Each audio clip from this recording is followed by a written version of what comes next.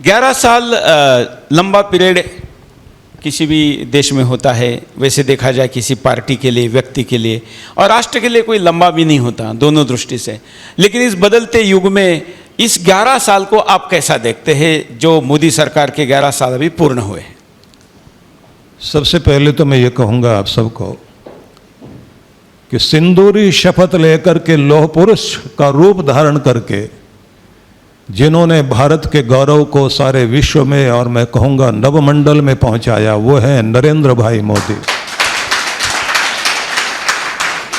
जिनका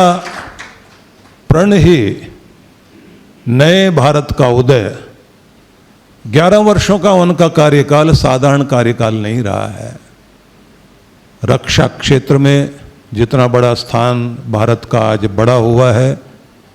11वें स्थान से लेकर के और चौथे स्थान तक आर्थिक शक्ति भारत की आज पूरे विश्व में दिखाई देती है। और जिस तरह से अभी थोड़े दिन पहले ही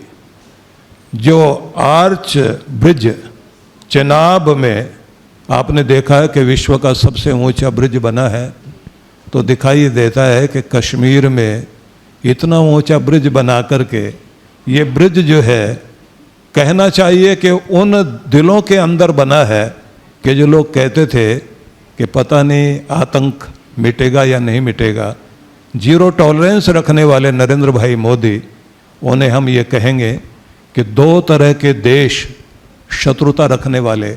उनके बीच में भी अगर कोई समन्वय कर सकता है तो नरेंद्र भाई मोदी ही कर सकते हैं। और ये भी आप लोगों ने देखा है कि हमारा इसरो जितना सशक्त हुआ है कि आज हम हमारे ध्वज भारत के हमारे चांद सितारों में दिखाई दे रहे हैं और वहाँ भी शिव का नाम अंकित हो गया है, स्थान का नाम ही शिव के नाम पर पड़ गया है, शिव शक्ति। तो दिखाई देता है कि एक व्यक्ति की दिशा किस तरफ देने के लिए उनके भाव क्या हैं। और उससे भी अधिक मैं ये कहना चाहूँगा कि जो उनके विचार शक्ति है,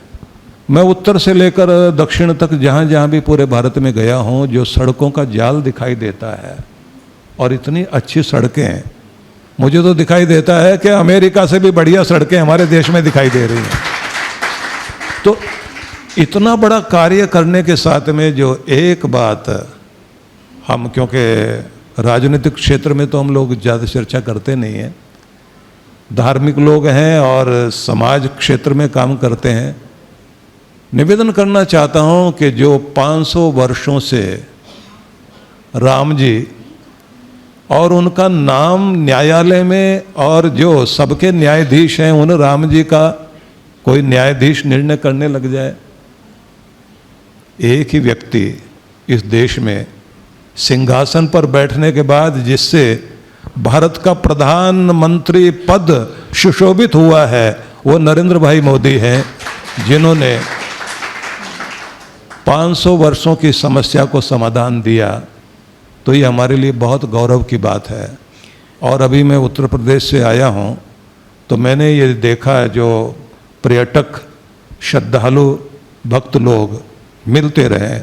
उन्होंने कहा कि एक अद्भुत बात ये हो गई कि हम पर्यटन के लिए पहले आया करते थे, अब हम बनारस जाते हैं, अब हम अयोध्या जाते हैं,